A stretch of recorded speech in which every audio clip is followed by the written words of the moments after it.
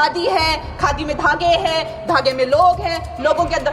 उनको जब कहा गया कि आप पॉइंट की बात कीजिए तो उन्होंने कहा कि मैं अपना फ्रेम कर रहा हूं। आपने मुझे चुनावी सुधारों पर बोलने का मौका दिया है, खासकर इसलिए क्योंकि मैं एक नई सांसद हूं, मुझे दूसरों का नहीं पता उनका कैसा अनुभव रहा, लेकिन पिछला ये 1 साल मेरे लिए खासकर विपक्ष से रिलेटेड जो है बहुत ही ज्यादा चिंताजनक रहा है। एक तरह से ट्रॉमेटिक मैं इसे कह सकती हूँ।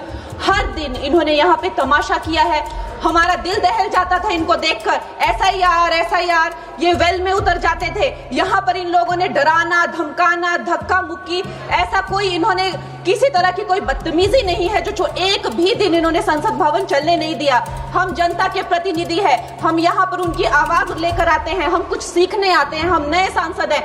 इन्होंने संसद अगर पिछले 2-3 दिन को छोड़ा जाए तो साल पर शायद ही थोड़ा चलने दिया है। एसआईआर कर करके इन्होंने यहाँ पे तमाशे किए, लेकिन अब जब इनको बोलने की बारी आई एसआईआर पे तो अध्यक्ष महोदय जी, हम देख रहे हैं कि कल leader of opposition Rahul Gandhi ji ने, मुझे लगा क्या खुलासा होगा, हम भी बड़े उत्सुक थे। सारी साल हमने एक ही शब्द सुना है, अब ये क्या ग्रैंड रेवलेशन होगी। लेकिन राहुल गांधी जी जो लीडर ऑफ ऑपोजिशन है, उन्होंने कल जब कहा खादी है, खादी में धागे हैं, धागे में लोग हैं, लोगों के अंदर, उनको जब कहा गया कि आप पॉइंट की बात कीजिए तो उन्होंने कहा कि मैं अपना फ्रेम कर रहा हूं, मैं अपना आर्ग्यूमेंट फ्रेम कर रहा हूं। और इतनी देर बाद जब वो फ्रेम करके पहुंचे तो ले देकर वो वापस उसी अंतर्राष्ट्रीय मूल की महिला, अध्यक्ष जी, मैं एक महिला होने के नाते आपसे रिक्वेस्ट करना चाहती हूं कि every woman is entitled to her dignity. वो अंतर्राष्ट्रीय मूल की है, विदेशी महिला है, लेकिन उन्होंने कितनी बार आकर उन्होंने सोशल मीडिया पे कहा है कि मैं कभी भारत नहीं गई हूं, मेरा हरियाणा चुनाव से कुछ लेना देना नहीं है। लेकिन फिर भी ये लोगों ने बिना किसी ठोस सबूत के उनका यहाँ पे फोटो बना के उन्होंने उनको उछाला, यहाँ पे उनकी तस्वीर उछाली यहाँ पर और यहाँ पर प्लेक कार्ड यूज करना भी अलाउ नहीं है। इन्होंने फिर भी नियमों का उल्लंघन किया।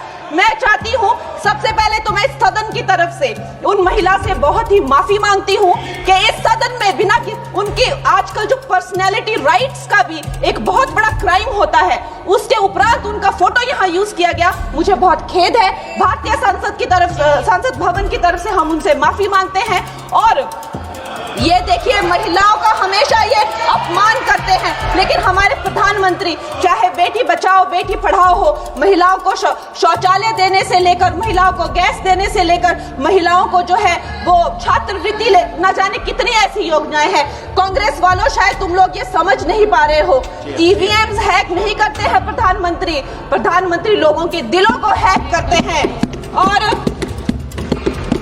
और ये लोग दुहाई देते हैं कि वो जो पुराने जमाने के दकियानूसी, वो जो चिट कागज पे लिखकर जो मतदान होता था वो सबसे अच्छा था। ये लोग भूल गए वो दिन, आप लोग भूल गए वो दिन। इंदिरा गांधी वर्सेस राजनारायण का केस, उसको जो है इतिहास में the case that shook the nation के नाम से जाना जाता है। उस पर मैंने एक फिल्म भी बनाई हुई है। वोट चोरी और वोटों की धांधली के लिए एक प्रधानमंत्री पे एक साधारण से नेता ने केस किया था और उस धांधली में वो पकड़ी गई थी। हर उनका जो आरोप है उसमें सच सिद्ध किया गया था और रातों रात उनको कुर्सी छोड़ने के लिए कहा गया था और रातों रात जो है उनको ये आदेश दिया गया था कि आगे इतने सालों तक आप कभी जो है वो चुनाव लड़ नहीं सकते। ये धांधलियां इन्होंने करी हुई हैं और ये जो है उस टाइम के बैलेट बॉक्सों को उठाकर ले जाते थे ये लोग, और आज कहते हैं कि इनको ईवीएम्स जो है वो हैक हो जाते हैं। अध्यक्ष महोदय जी, मैं इनको याद दिलाना चाहती हूँ, प्रियंका गांधी जी कहती हैं कि छोड़ो पुरानी बातें, हम पुरानी बातें नहीं करेंगे, हम पुराने लोगों के बारे में नहीं बोलेंगे। तो मैं ये जानना चाहती हूँ कि आपकी जो माता जी हैं वो तो आपकी अध्यक्ष है और इस वक्त की वो अध्यक्ष है, उनकी जो है आप देखिए, जब उनकी नागरिकता नहीं थी, जब उनके पास 1983 में नागरिकता आई, उसके कितने साल पहले से वो वोट देती आ रही हैं। तो ये जो इनका जो परिवार है, एंटाइटलमेंट से जो ग्रस्त ये इनका परिवार है, ये प्रियंका गांधी जी को भी याद रखना चाहिए। चाहे आपका भूतकाल हो, चाहे आपका वर्तमान हो, आप सब लोग, चाहे ईवीएम हो या चाहे कागज पे लिखा हो, जब आप लोगों के चरित्र में जो है किसी तरह की मर्यादा नहीं है, आप लोगों ने कभी भी इस देश का, यहाँ की कानून व्यवस्था का, संविधान का कभी आप लोगों ने सम्मान नहीं किया हुआ है। और अध्यक्ष महोदय जी, बिहार में जैसे ही एसआईआर आया, एसआईआर लागू हुआ, हमारी सरकार ने जो है कम से कम 60 लाख से ज्यादा अवैध, अब ये जो सारे अमाननीय वोट कार्ड है, ये सिर्फ घुसपैठियों के नहीं है। कुछ ऐसे लोग हैं जो माइग्रेट हो गए हैं, कुछ ऐसे भी लोग हैं जो इस दुनिया में है ही नहीं। 60 लाख से ज्यादा। और अगर वो लोग जेन्युइन थे तो उन्होंने, किसी ने तो रिक्वेस्ट करनी चाहिए थी कि भाई मेरा वोटर आईडी कैंसिल हुआ है। उसके उपरांत जो है 21 नए वोटर आईडी जो है उन्होंने दिए हैं। और इस तरह का एक माहौल बना बिहार में कि आज तक की सबसे ज्यादा वोटिंग जो है 67% वोटिंग हुई।